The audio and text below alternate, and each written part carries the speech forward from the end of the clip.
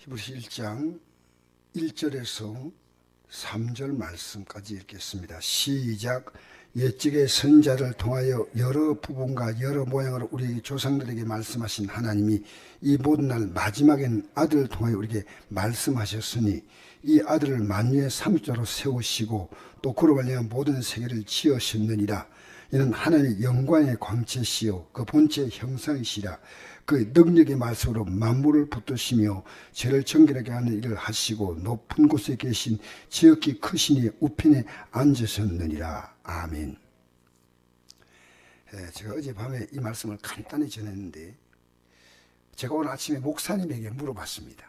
이 생을 만드신 분이 누군가 하니까 목사님에게 물어보니까 목사님이 하나님 만드셨죠 그래요. 내가 목사님을 절대 무시하는 것도 아니고 저도 그 목사님들이 참 배우려고 하는 그런 느낌이 서로 다 배워주는 거 아니겠습니까? 제가 목사님, 하나님이 어떤 하나님이십니까? 성부, 성자, 성령, 삼위 하나님 가운데 어떤 분이십니까? 성부 하나님이시죠 그래요. 틀린 말 아닌데요. 또 장로님 한 분이 아주 좀 신실한 장로님께 또 아침에 제가 전화했습니다. 이 내용이 중요하기 때문에 장로님 이 상을 만드신 분이 누굽니까? 하니까 하나님입니다. 하나님이 어떤 하나님이십니까? 제가 이렇게 왜 질문했냐면요. 여기에 굉장히 놀라운 비밀이 영의 비밀이 있습니다. 영의 비밀이. 이 세상에 만물을 만드신 분 누구냐면 하나님이신 것은 분명한데 바로 성자 하나님이시란 겁니다. 이거 여러분 오늘 기독교인들이요 자세히 성경 읽으면 이 답이 다 나와요. 이 세상 만들 때 말씀으로 만물을 만드셨죠.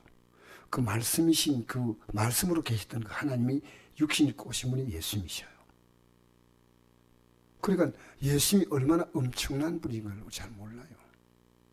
하나님이신데 우리의 구속을 이루시고 그것은 이 땅에 오셔서 이루셨고 이 땅에 오시기 전에는 만물을 만드신 분이고 이 땅에 오셔서 이 만물을 그 능력의 말씀으로 붙들고 계신 분이 예수님이셔.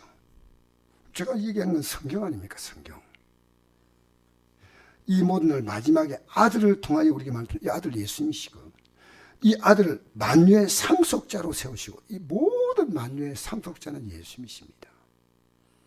우리가 그와 함께 영광을 받기 위해서 우리도 상속자라 말이 있지 않습니까? 로마서 8장 17절에 우리는 그리스도와 함께한 상속자, 그와 함께 영광을 받기 위해서 고난도 함께 받아야 한다. 고난도. 현재 고난은 장차 나타날 영광과 비교할 수 없다. 이 고난은 살아가는 삶의 어려움이 아니고 믿음으로 사는 고난이에요. 믿음으로. 예수를 정말 바로 믿는다는 것은 내 몸이 싫어하고 내 주위가 그렇게 믿는 걸 별로 달가워하지 않아요. 그래서 만유의 상속을 세우시고 또 그로 말미암아 모든 세계를 지으셨느니라가 있습니다. 지으셨느니라. 그로 말미암아 이는 하나님의 영광의 광채란 겁니다. 광채. 그 본체의 형상입니다. 형상. 그렇게 예수님이 나를 본 자는 누구를 보았다고요? 아버지를 보았다. 하나님 아버지를 본 거. 그렇게 우리가 이 땅에 존재하는 모든 생명체는요 똑같은 생명체는 없습니다. 생명 갖고 있는 것은 각각 다 개성이 있고요 모양이 있고 쌍둥이라도 절대 1난성은 2난성 3난 한 배에서 갑자기 4명이 나와도요 다 성격 다르고요 전부 개성이 달라요. 그런데 똑같은 영적인 실체가 계신데 그것이 성부 하나님, 성자 하나님, 성령 하나님이셔요. 여러분 이걸 이해하는 것이요 여러분은 왜 중요하냐면요 왜 우리가 이 땅에서 예수 믿음 하나님 잘못됐냐 이 영의 비밀이 바로 예수님. 여기 보니까 그게 죄를 정결하게 하는 일을 하셨다 그렇지 않습니까? 그죠? 죄를 정결하게 하니 우리의 죄를 해결했으니까 우리 천국 가는 거예요. 예수님의 공로로 말미암아 이 땅은 누가 가느냐? 하나님의 아들이 된 자는 아니고 절대 못 갑니다. 절대 못. 하나님의 아들 된 자만 가는 겁니다. 아시겠어요? 그러니까 우리가 하늘나라에 계신 그분은 신이 아닙니다. 우리 아버지십니다. 하늘에 계신 우리 아버지요. 그렇게 하셨습니다. 자, 그래서 지금 지극히 높으시니 우편에 앉으셨다. 자, 여러분, 우편이 낮다, 좌편이 낮다, 이게 이야기하면 안 됩니다. 예수님의 좌편은 성부, 성자 하나님의 좌편은 성부 하나님이시에요. 그러니까 여러분, 오늘요, 우리가 왜 기도하면 예수 이름으로 응답된지 아십니까? 이 만물을 만드시고 만물을 능력의 말씀을 붙드는 분이기 때문입니다. 우리 개인의 삶을 기도하면 붙들어지는 거예요. 근데 우리가 요 마귀는 이 예수님을 시시하게 믿게 만드는 거예요. 천주교는 예수님 대신에 마리아를 왜 마리아가 갑자기 1960년에 마리아 성천설이 나왔는지 성경에 없는 걸 막 만들어내면 됩니까? 여러분, 이단들이 왜 그렇게 이단들은 뭐인지 아십니까? 기독교의 영적 진리를 파괴시키니까 마귀가 더 부추기는 겁니다. 그래서 이단이 잘 되는 겁니다. 아시겠어요? 진짜 예수 믿으면요, 핍박받습니다. 저는 제가 예수 바로 믿고 바로 전하려니까요, 저는 핍박받을 각오합니다. 그 박수 칠 것 같습니다. 예수님이 예수님이 하나님의 말씀 바로 증거했잖아요. 바로 증거하는 예수님을 박수치고 좋아한 게 아니고요. 바로 가르치니까 나중에 돌을 들어서 좀 치려고 그랬어요. 예수님 피해 가셨어요. 이게 요한복음 8장 59절에 나온 말씀이에요. 우리가 지금요, 적당히 믿으면 좋아요. 적당히 믿으면요, 이건 구원의 길이 아닙니다. 그럼 적당히 안 믿고 바로 믿으면요, 가족들이요, 싫어합니다. 가족이 싫어하는 게 아니고요, 영의 역사가 시작되는 겁니다. 그러니까 기독교의 역사는요, 바로 믿는 자는 어느 시대나 핍박받았습니다. 여러분, 성경에 핍박받지 않은 죄 중에 있습니까?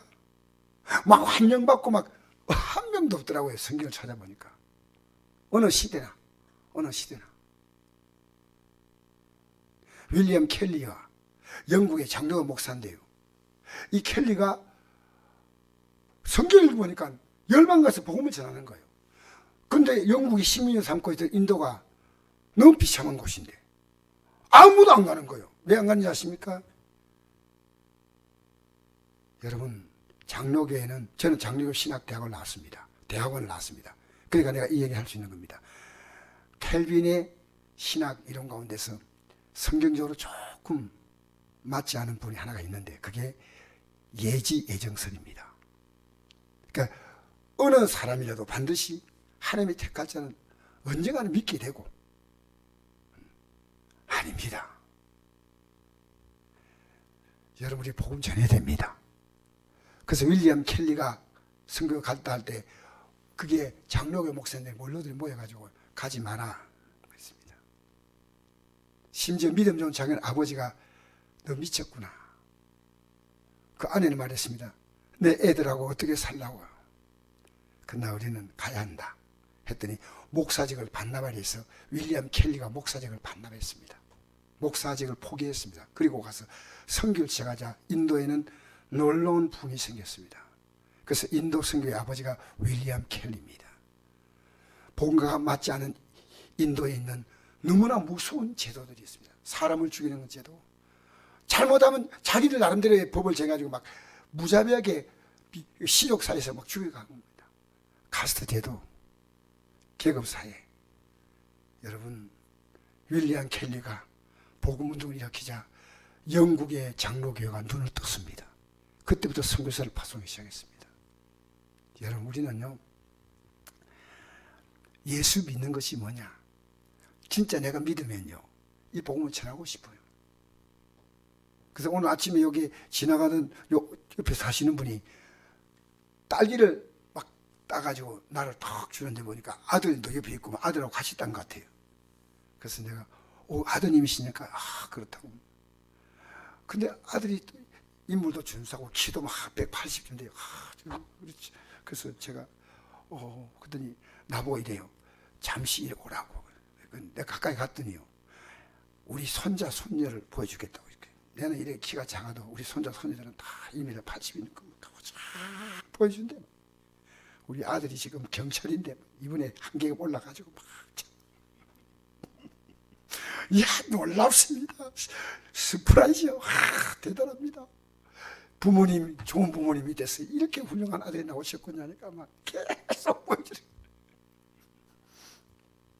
그래서 내가 마지막에 이랬습니다. 이분이 놀라운 얘기 하더라고요. 여기 농사 짓다가요. 저 목사가 무슨 얘기하는가 길을 기다가 다 들었대요. 들린대요. 밖에서. 딱 들으니까요. 아 저런 얘기를 하는구나. 근데 가고 싶은데 나는 청량사에다가 법적을 올려놨고 갈 수가 없잖아.